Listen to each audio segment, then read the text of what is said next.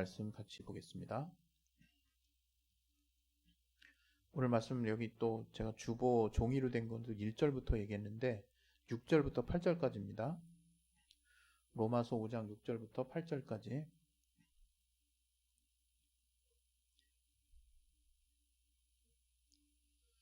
우리 다 같이 우리 합독하도록 하겠습니다. 시작. 우리가 아직 연약할 때의 기약대로 그리스도께서 경건치 않은 자를 위하여 죽으셨도다. 의인을 위하여 죽는 자가 쉽지 않고 선인을 위하여 용감히 죽는 자가 혹 있거니와 우리가 아직 죄인 되었을 때에 그리스도께서 우리를 위하여 죽으심으로 하나님께서 우리에 대한 자기의 사랑을 확증하셨느니라. 아멘. 예, 오늘 또 이 말씀 통해서 하나님이 저와 여러분에게 주시는 그 말씀을 우리가 잘 붙잡을 수 있도록 하나님께서 우리에게 감동을 주시고 충만하게 인도해 달라고 우리 각자 자신의 심령을 꼭 기도하겠습니다. 하나님 아버지, 우리를 붙들어 주시고 인도해 주시옵소서. 오늘 또 이 말씀 통해서 우리가 은혜 받게 도와주시고 깨달을 수 있도록 도와주시고 아버지 함께하여 주시고 역사하여 주시옵소서. 말씀을 전하는 저에게 말씀의 지혜와 지식과 능력 주시되 살아계신 하나님의 말씀으로 전할 수 있도록 도와주시옵소서. 예수 이름으로 기도했습니다. 아멘. 예, 할렐루야. 오늘 또 하나님께서 오늘 그 길과 관련해서 우리에게 주시고자 하는 또 길, 이 길은 또 21주차 그 길은 또 어떤 길이냐? 예, 그것은 바로 죄인을 위해서 죽으신 길. 예, 죄인을 위해서 죽으신 길. 예, 그것입니다. 우리가 기독교가 무엇인지를 분명하게 우리가 생각해야 될 줄로 믿습니다. 무슨 얘기를 하는가 하면 우리가 이제 기독교 하면 워낙 이제 기독교 안에서도 이제 세분화되어 있고 또 2000여 년의 역사가 또 있기 때문에 또 성경을 또 다양하게 또 해석하는 교단이 또 나오고 또 다양한 종파가 나오고 또 각각의 교회마다 부르심과 또 하나님의 그 소명이 또 다를 수 있어서 또 그 목적이 또 달라질 수 있고 주제가 다를 수 있어요. 그런데 그럼에도 불구하고 그 모든 그 교회와 그 또 선교단체와 또 예수 이름으로 진행되는 그 모든 어떤 교단들 그런 어떤 그 단체 그런 모임들을 우리는 교회라고 말할 수 있고 또 그 안에 속해 있는 사람들을 기독교인이라고 말할 수 있는 어떤 제가 봤을 때는 저는 유일한 근거라고 얘기하고 싶어요. 유일한 근거. 그들이 기독교인이다라고 말할 수 있는 어떤 거의 유일무이하다 싶을 정도로 중요한 어떤 근거가 무엇이냐 했을 때 저는 너무 우리가 알 수 있는 대답일 수 있지만 한번 여러분 마음속에 고백을 해보시기 바랍니다. 저는 바로 그것이 그리스도의 사랑이라고 생각해요. 그리스도의 우리를 향하신 완전하신 사랑. 조금 더 늘리면 십자가 위에서 자기의 물과 피를 다 쏟으시고 자기의 목숨을 다해서 우리의 죄를 사해 주시려고 자신을 완전하게 다 내어주신 하나님의 사랑. 그것을 우리는 기독교, 우리가 믿는 신앙이라는 것, 또 우리가 주님에게서 받은 어떻게 보면 유일무이한 가치가 바로 그것입니다. 기독교가 저는 이 2000여 년의 시간을 이렇게 거슬러 오는 동안 많은 또 박해가 있었어요. 뭐 상상할 수도 없는 박해가 있었어요. 뭐 우리가 예전에 이제 요즘에는 이제 성탄절이나 그런 때 이제 그런 영화를 하는지 잘 모르겠지만 막 이렇게 그리스도인들이 어떤 콜로세움 같은 로마의 어떤 그 검투사들이 이렇게 싸우는 어떤 그런 경기장에 그리스도인들이 나와서 사자밥이 되도록 그렇게 이렇게 막 하는 그런 어떤 실제 있었던 내용이거든요. 그런 어떤 영화가 있었어요. 그래서 야 어떻게 저렇게 잔인할 수가 있냐 어린 마음에 그러면서 봤는데 그게 실제 이제 그리스도인들이 받았던 핍박 중에 하나더라고요. 그리고 이제 불과 몇 년 전만 해도 지금도 이제 그 어떤 종교적 갈등에 의해서 뭐 진짜 어느 극단적인 어떤 집단 같은 경우는 IS라고 해가지고 사람을 참수를 하고 거의 끔찍하게 이제 죽이는 이제 그런 특히 이제 그리스도인들이 이제 대상이 돼가지고 이제 그런 일들도 여전히 지금도 일어나고 있죠. 근데 어쨌든 그런 거 그리고 우리 또 초대교회 때 또 속사도 시대라고 그러는데 사도 시대를 지나서 이제 예수님의 직접 제자들 12제자들의 또 제자들 그걸 속사도라고 그러는데 그 시대에 이제 초대교회 때죠. 이제 많은 이단들이 있었어요. 많은 사이비가 있었고. 그러니까 예수님의 가르침을 막 이상하게 변질시키고 왜곡시키면서 교회를 흔들어 놓는 많은 또 지체들이 있었어요. 뭐 영지주의도 있었고, 극단적인 어떤 또 율법주의자들도 있었고, 물론 이제 율법주의자들은 우리가 좀 잘 또 분별해야 되겠지만, 율법을 지키는 것을 나쁘다고 볼 수는 없어요. 그러나 이제 율법주의라고 할 때는 오로지 사람의 어떤 그 행위를 통해서 하나님의 율법을 지키는 행위를 통해서 구원을 받고자 하는 그런 목표를 가지고 있기 때문에 복음에 안 맞죠. 복음이 뭡니까? 복음은 사람 중에 율법을 완전하게 행할 수 있는 사람은 없다는 거예요. 그러니까 한마디로 말해서 모든 사람은 죄인이다. 거기서부터 출발하는 거죠. 그래서 하나님의 의인 예수 그리스도의 보혈의 공로를 힘입는 자들만이 완전한 하나님의 의를 힘입을 수 있고 그 하나님의 의를 힘입어서 하나님의 거룩한 자녀, 이제 죄사함을 얻고 자녀가 되는 것이죠. 그게 복음인데 어쨌든 그러한 어떤 초대교회 때 많은 어떤 교회를 흔드는 어떤 집단들이 있었어요. 뭐 이루 말할 수 없는 많은 이단들과 또 그들로부터 이 교회의 가치를 지키기 위해서 아주 정말 치열하게 싸웠던 그래서 어떻게 보면 그로 말미암아 정말 이 속사도를 거쳐서 이 그리스도인들이 이 그리스도인 주님의 가르침을 정말 잘 지켜나가려고 이렇게 쭉 이어져 내려온 것들이 어떻게 보면 교회의 이제 뼈대가 되는 큰 교리라고 할 수 있는데 그렇다고 맹목적으로 또 우리가 교리만 따르다가는 참 그게 또 묘한 것이 또 교리 안에 이 성경을 다 담을 수 없는 또 한계가 있는 부분들이 또 있거든요. 그래서 우리가 항상 중심에 둘 것은 하나님이 우리에게 주신 그 말씀인 이 땅에 지금 우리에게 비록 인쇄 활자본으로 나오긴 했지만 잘 이렇게 성령에 감동받은 자들의 마음을 통해서 하나님의 뜻을 알 수 있도록 성경을 통해서 기록을 하고 그걸 우리 후세대들에게 전달해 주시는 그 성경의 가치 그것들을 통해서 우리가 이제 기독교인이 된 거죠. 그리스도인이 된 거예요. 근데 오늘은 특별히 하나님이 우리에게 가기를 원하시는 따르기를 원하시는 또 보여주신 그 길과 관련해서 아까 말씀드린 것처럼 죄인을 위해 죽으신 길이라고 하는 그 주제로 여러분과 함께 나눠보고 싶은 거예요. 근데 제가 이런 그 내용을 전달하고자 하는 그 이면에는 어떤 게 있냐면 요즘 교회가 교회답지 않은 교회가 너무 많은 것 같아요. 물론 우리 교회도 규모 면으로 봤을 때는 뭐랄까요 좀 이렇게 여전히 어떤 사택의 밑에서 이렇게 좀 뭔가 초라하게 진행을 하는 그런 모습들이 있기 때문에 뭔가 저는 이제 이거에 대해서 이제 그닥 크게 생각하지는 않는데 어떤 외형적인 어떤 교회 모습에 익숙한 어떤 사람들이 볼 때는 뭔가 좀 이렇게 결격 사유가 있는 거 아닌가라고 생각하면서 볼 수도 있을 것 같긴 해요.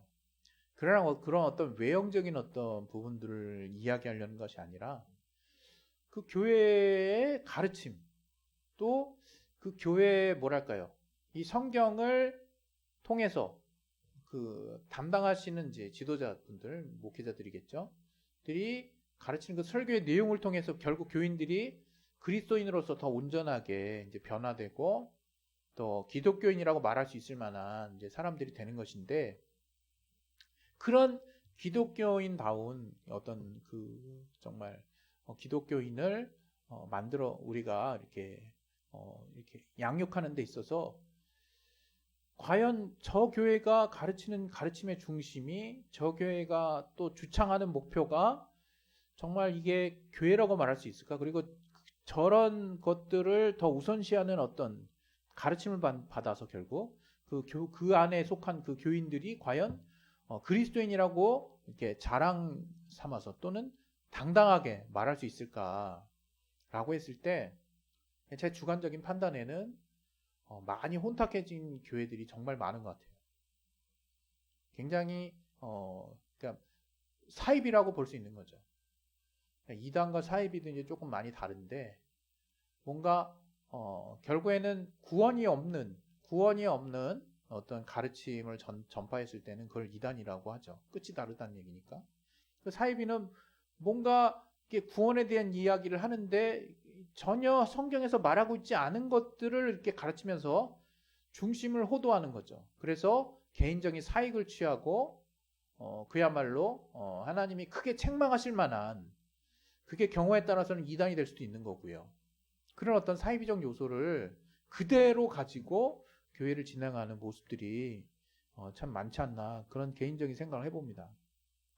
제코가 석사라고 네가 누구를 판단하느냐라고 하는 말을 하신다 그러면 할 말은 없어요. 그러나 오늘 이 주제와 관련해서 제가 하고 싶은 말이 바로 주님이 우리에게 공개하신 그 길이 어떤 길이냐, 바로 죄인을 위해서 죽으신 길이라는 주제와 관련해서 제가 말을 여러분들과 한다면 바로 오늘과 같은 이제 이런 주제로 이야기하고 싶다는 거예요. 다시 말하면 우리는 그리스도인이라면 그리스도인이 과연 어떤 정체성을 가진 자인지를 분명히 해야 돼요.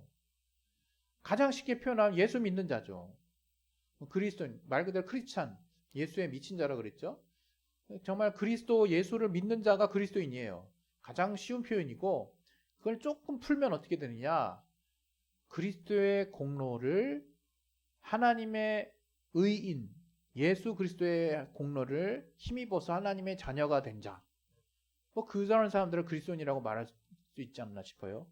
근데 우리가 그리스도인이 돼서 과연 이제 주님을 따르는 자라면 어떤 마음의 중심의 핵심 가치를 가장 중요하게 여길 것이냐. 저는 이제 극단적인 예로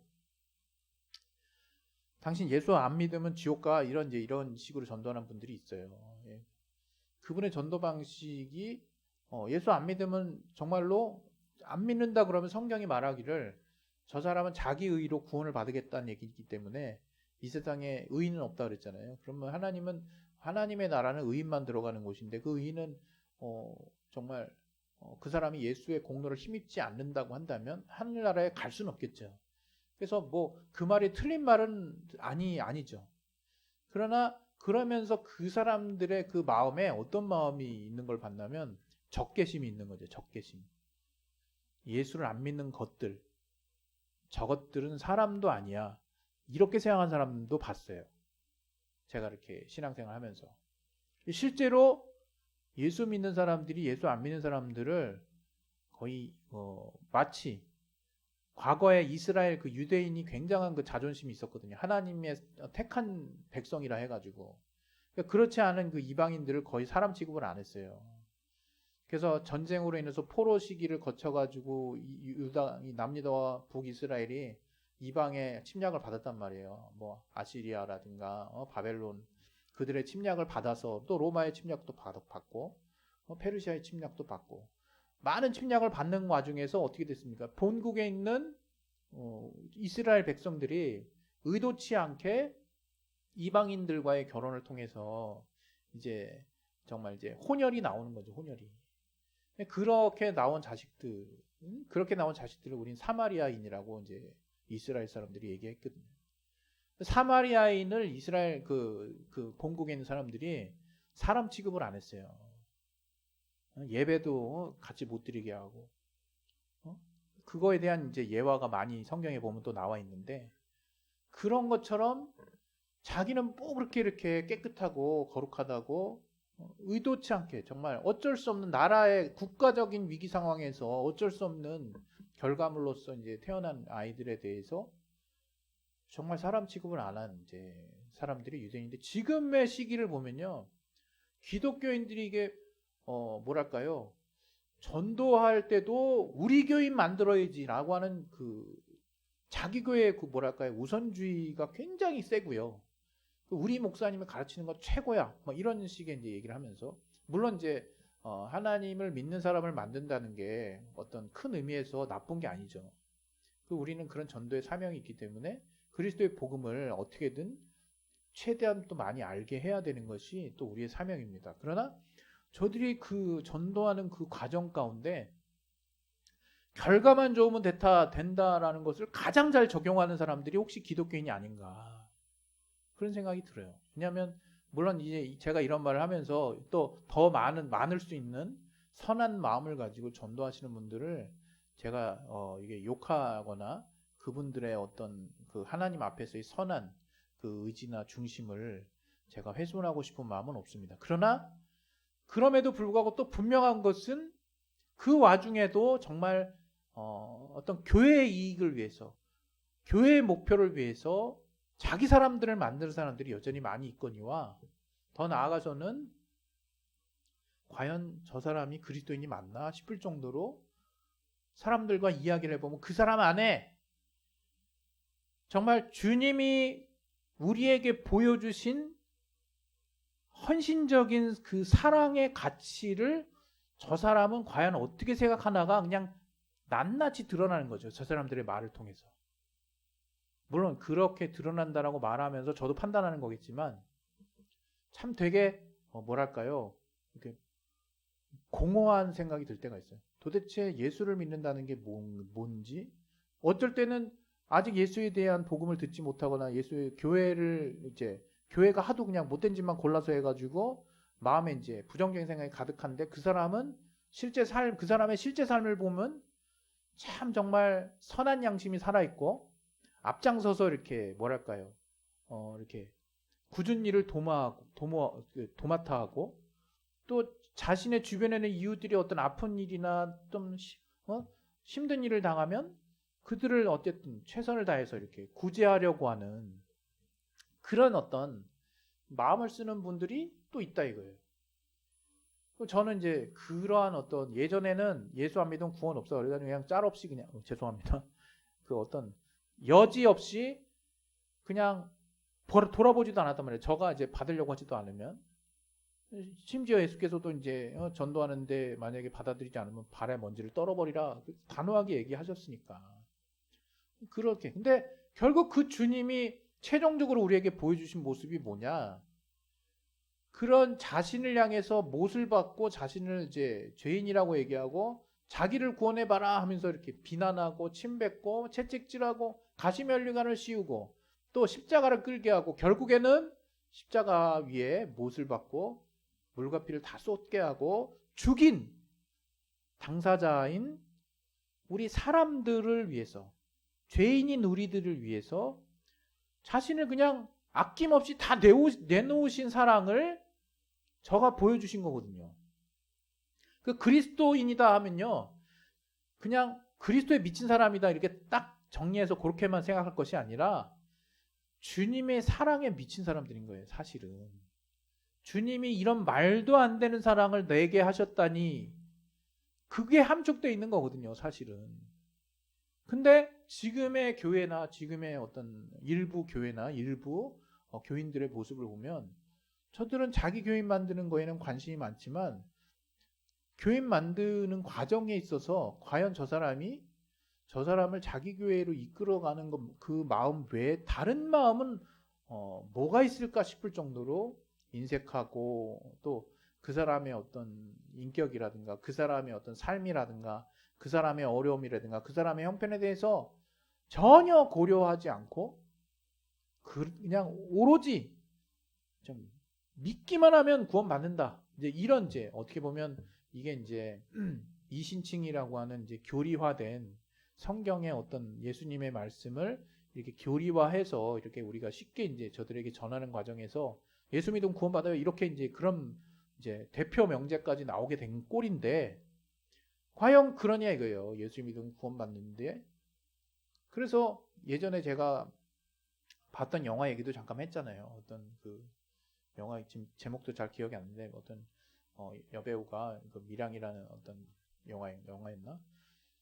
자기의 자식을 죽인 그 살인 그 죄를 범한 어떤 사형수가 이제 잡혀가지고 이제 감옥에 갔는데 전도연이 이제 좋은 마음을 품고 이제 저를 만났는데 저가 이제 종교에 기여하게 된 게 기독교에 이제 하나님이 자기 용서해 주셨다는 그 믿음이 들어왔어요. 근데 그거를 갖다가 자기 자식을 죽인 그 어머니의 앞에 가서 자기 죄사함 받았다.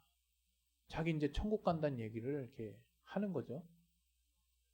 그랬을 때 이제 그 주인공이 이제 그 전도연 씨랑 그 사람이 속에서 겪고 있는 그 갈등, 그 정말 헤아릴 수 없는 그 복잡 미묘한 생각들, 그걸 이제 잘 묘사한 영화거든요.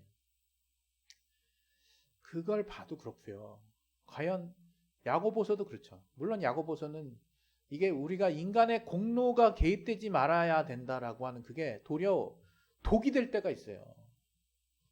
우리는 아무것도 안 해도 우린 구원받아. 이런 좀 극단적인 뭐랄까요? 양심이 썩어버린 그런 어떤 교리에 의해서 교리를 자기가 이렇게 임의로 조립을 하니까 지 마음의 양심이 어떻든 상관없이 그냥 자기 예수 확실히 믿는다. 그래서 난 구원받았다. 이러면 그거에 대해서 대항할 수가 없는 그런 논리가 돼버린 거예요. 저는 그래서 그렇게 생각합니다. 예수를 믿는다고 하는 것은 주님이 보여주신 그 사랑의 가치대로 살아가는 것도 포함이죠. 우리가 비록 주님처럼 완전하게 그런 사랑을 다 베풀지는 못할지언정 주님이 보여주신 사랑에 감동받아서 그렇게 살려고 하는 의지가, 중심이 내 안에서 살아있지 않은데 그렇게 살아있지 않은 사람이 예수 믿는다고 구원받느냐? 전 못 받는다고 생각해요. 왜? 믿음이라는 건 내면이고 믿음이라고 하는 건 중심이고 믿음이라고 하는 건 바깥으로 보이지 않고 믿음이라고 하는 것은 정말로 그 마음의 가장 깊은 곳에 있는 우리가 결국 행동으로 드러나는 그 일면의 행동으로 드러나는 일면을 대표하는 우리 나의 진정한 자아의 솔직한 모습이라 이거예요. 그 중심이 올바르지 않은데 내가 그냥 외치듯이 난 그러나 예수는 확실하게 믿는다고 저가 중심으로 나는 확실하게 믿는다고 한들 그 사람이 구원을 받을까 했을 때 저는 이거 행위로서 뭔가 우리가 하나님의 구원에 일조해야 된다 이런 얘기하는 거 아닙니다. 오해하지 마세요.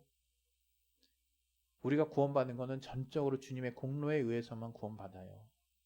그러나 하나님이 우리의 그 믿음을 판단하실 때 우리가 비록 행위로 완전하게 정말 죄짓지 않는 삶을 살지 못한다 할지라도 우리의 살고자 하는 그 삶의 방향과 그 행위의 중심이 비록 완전하지 못한다 할지라도 주님의 그 사랑을 보고 그 헌신적인 사랑, 죄인을 사랑하신 그 사랑의 가치대로 살려고 하는 내 마음의 중심을 과연 하나님이 안 보시겠냐 이거예요. 그래서 전 도리어 마음이 평안할 때가 있어요. 아, 하나님 그렇게 호락호락 하신 분 아니겠다. 그래서 우리 사람이 만드는 예수 믿으면 구원받아요 이런 말, 물론 맞죠. 맞는 말이에요. 성경에 나온 말이에요. 그러나 그 말의 중심을 그 말을 잘 보다 보면 예수님이 죄인을 위해서 어떤 죽음을 당하셨는지를 포괄하는 것이고 그 죄가 어떠한 죄인데 그 죄까지라도 억울한 심정이 정말 저 머리 꼭대기까지 차 있을 법한데 그런 것들을 아랑곳하지 않으시고 하나님이시기에 또 감당할 수 있는 부분도 있지만 저가 완전한 정말 자기 스스로는 도무지 살아날 수 없는 완전한 한계를 가진 사람으로 또 나타나셔서 그런 인간의 죄를 자신의 몸에 다 이렇게 담당하신단 말이에요. 그랬을 때 저가 인간일 땐 인간이신 거죠. 인간적으로 얼마나 고뇌하셨겠어요. 얼마나 두려우셨겠어요. 얼마나 그 죽음 앞에서 정말 연약한 인간의 모습들에 대한 감정을 다 느끼실 수 있었을 거 아니에요. 그럼에도 불구하고 저는 완전하게 우리를 위해서 자신의 사랑을 보여주셨다 이거예요. 그 사랑을 우리가 성령으로 조금씩 체험해 나가는 게 그게 신앙생활이에요. 기독교인이 어떤 사람들이냐? 주님이 우리를 위해서 베푸신 사랑이 도대체 어떤 모양이고 어떻게 생겼고 어떻게 구체적으로 어떤 식으로 돼 있는지를 점점점 뭐랄까요? 입체화되게 알아가는 게 바로 그리스도인의 삶이라 이거예요. 그게 결국엔 그렇게 주님의 사랑을 계속해서 쫓아가는 삶을 사는 사람들의 열매는 뭐냐? 주님처럼 살고 싶어지는 거예요.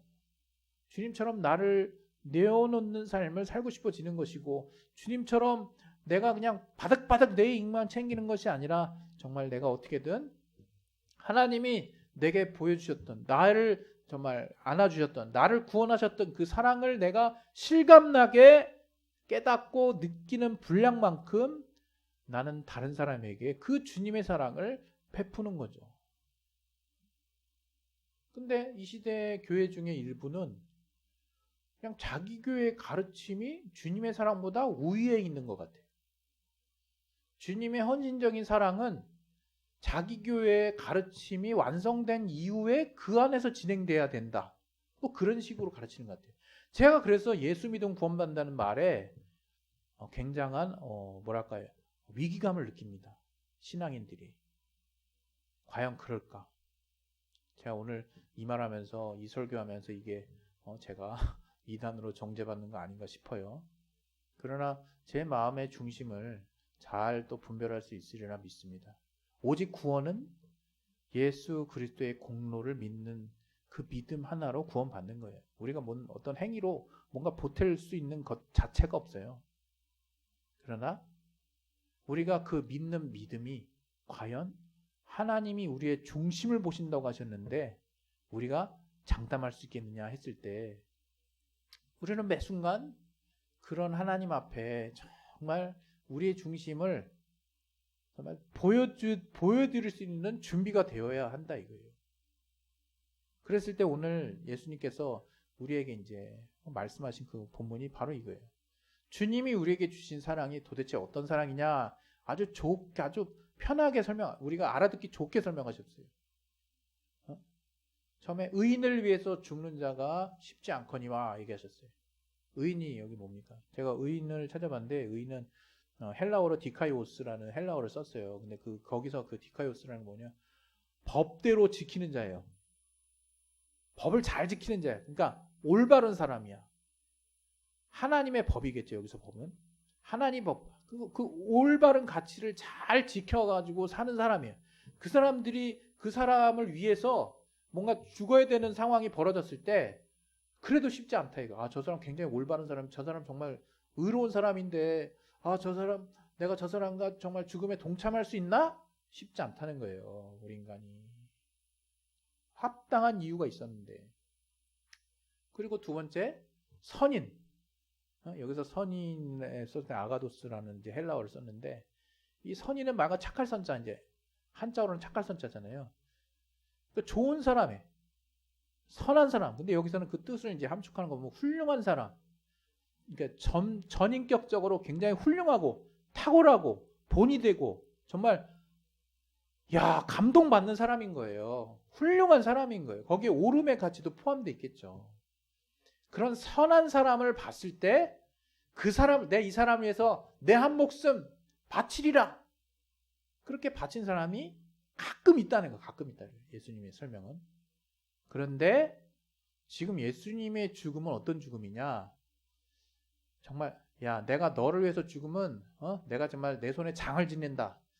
그런 말도 아까울 만큼 죄인, 경건치 않은 자, 허물이 많은 자. 여기 허물이라고 얘기하니까 뭔가 연약함, 뭐 이렇게 연약한 자 하니까 뭔가 이렇게 동정심을 자아내는 그런 느낌으로 한국어 어법에는 받아들여지긴 하는데 그게 아니에요. 그러니까 말 그대로 죄가 있는 자, 죄인이에요. 말 그대로 뚜렷한 죄를 진 자. 우리가 막 강도, 뭐 도둑질, 강간, 막 살인 이런 죄인들을 우리는 이게 우리 우리나라의 법에서 또 세계의 법에서 이런 사람들을 감옥에 넣잖아요. 이런 죄인들 하나님 보실 때 하나님의 법에 의해서 확실하게 죄인으로 정해진 사람들을 위해서 과연 자기 목숨을 내놓을 자가 있겠느냐 이거예요.